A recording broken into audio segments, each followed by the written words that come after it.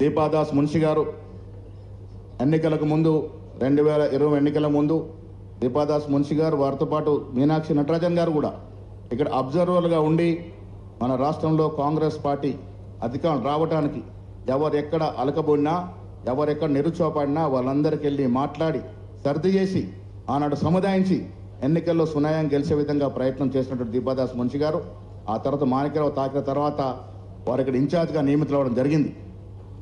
ఇన్ఛార్జ్గా నియమితులైనటువంటి సందర్భం వారు గత 14 మాసాలుగా అటు రేవంత్ రెడ్డి గారు ముఖ్యమంత్రితో కానీ మాతో కూడా సమన్వయం చేసుకుంటూ ఈ రాష్ట్రంలో అనేక కార్యక్రమాలు జరగటానికి అంకురార్పణ జరిపినటువంటి సందర్భం. వారు మారి వాళ్ళ మీనాక్షి నటరాజన్ గారు వచ్చారు. మీనాక్షి నటరాజన్ గారు రాకకి స్వాగతం పలుకుతుంది. దీపాదాస్ మున్షి గారిని వారికి 14 మాసాలుగా మన కార్యక్రమం ఇచ్చినందుకు ధన్యవాదాలు చెప్తూ ఒక తీర్మానాన్ని మీరందరూ ఆమోదించాల్సిందిగా నేను సందర్భంగా మనవి చేస్తా ఉన్నాను. అదేవిధంగా మీనాక్షి నటరాజన్ గారిని మనమందరం కూడా వారి గురించి 4 మాటలు చెప్పాలి. మా అదృష్టం వారితో మేము ఎన్ఎస్యూలో పనిచేసినాం.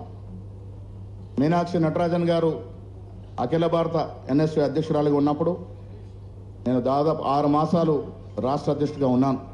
నా తర్వాత మిత్రుడు పొన్నం ప్రభాకర్ గారిని వారు నామినేట్ చేసినారు. ఎన్ఎస్యూలో వారితో పనిచేసిన అనుబంధం ఒక్క మాటలో చెప్పాలంటే మీనాక్షి నటరాజన్ గారు గాంధీ మహాత్ముడి మునిమనమరాలు. ఎందుకు చెప్తా ఉన్నాను ఆ మాట అంటే అంత simplicity. What my point is nothing but great grand daughter of Gandhiji.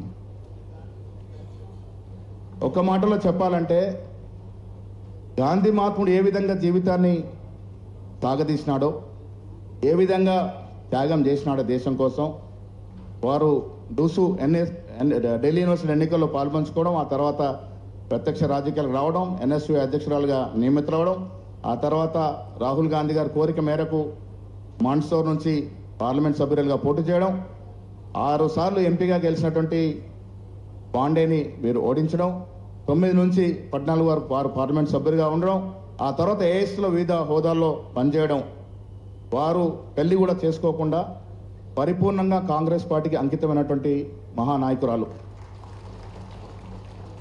వారిని చూస్తే మీకు అర్థమవుతుంది ఎంత సింపుల్గా ఉంటారనేది. సింప్లిసిటీతో పాటు వ్యవహారాల్లో నిక్కచ్చిగా ఏమాత్రం అరమరికలు లేకుండా, ఏమాత్రం తేడా లేకుండా 90 డిగ్రీస్ అంటే 90 డిగ్రీస్తోనే పోయే తత్వం ఉన్నటువంటి నాయకురాలు. సో మనం కూడా జాగ్రత్తగా మనకు పాత అలవాట్లు ఏమన్నా కొత్త అలవాట్లకి ఆవిడ అలవాట్లకు మారాల్సిన అవసరం ఉంది. ఇవాళ వాస్తవం చెప్తా ఉన్నాను. ఎందుకంటే ఈ సింప్లిసిటీ వల్లే భవిష్యత్తులో మళ్ళీ రాష్ట్రంలో కాంగ్రెస్ పార్టీ అధికారంలోకి వస్తుంది. ఆవిడ నేతృత్వంలో రేవంత్ రెడ్డి గారి నాయకత్వంలో మళ్ళీ రాష్ట్రంలో కాంగ్రెస్ పార్టీ అధికారులు రావాలంటే కార్యకర్తలతో మనం మమేకం కావాలి. ఆవిడ అలమర్చుకున్నటువంటి ఆ సింప్లిసిటీని మనం ఆవిడలాగా చేయడం అసాధ్యం, ఆవిడలాగా చేయలేము. కానీ కొంతమేరకు ఆవిడ దగ్గరలో పోయే ప్రయత్నం చేయాల్సిందిగా మీ అందరు విజ్ఞప్తి చేస్తూ ఉన్నాను. ఏఐసిసిలో వివిధ హోదాల్లో పనిచేయడమే కాకుండా రాహుల్ గాంధీ గారికి ఉన్నట్టుగా వాస్తవాలు ఎక్కడ కూడా బయాస్ లేకుండా వాస్తవాలు చెప్పే అలవాటున్నటువంటి మీనాక్షి నటరాజన్ గారు ఆర్గనైజేషన్కి సంబంధించిన వ్యక్తురాలు కాబట్టి మనకి వాళ్ళ ఇన్ఛార్జ్గా వచ్చినారు. అపారమైన అనుభవం ఆర్గనైజేషన్ నడపడంలో. రాజీవ్ గాంధీ పంచాయత్ సంఘటన ఆవిడ చాలా ఏళ్లుగా అధ్యక్షురాలుగా పనిచేసినారు. చాలా రాష్ట్రాలకి సీట్ల పంపిణీలో సిఈసిలో సభ్యులుగా పనిచేసినారు. మనకు అబ్జర్వర్గా పనిచేసినారు. సో వారి నాయకత్వంలో మనం ముందుకు పోవాల్సిన అవసరం ఉంది. ఇటు ఆర్గనైజేషన్ని అటు ప్రభుత్వాన్ని సమానపరుస్తూ ముందుకు దశలో మనం ఉన్నాం కాబట్టి వారిని స్వాగతం పలుకుతూ చప్పట్ల ద్వారా ఒక రెజల్యూషన్ ఆమోదించాల్సిందిగా నేను విజ్ఞప్తి చేస్తూ ఉన్నాను.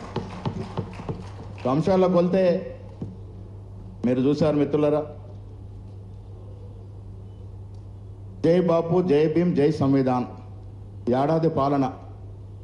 అసలు ఈ అంశం ఏంటి, బెల్గాంలో తీసుకున్న నిర్ణయం ఏంటి, వీటిని పరిపూర్ణంగా వివరించాల్సిందిగా సిడబ్ల్యూసి సభ్యులు శ్రీ వంశీ చంద్రరెడ్డి గారిని మాట్లాడుతుందిగా కోరుతా ఉన్నాను.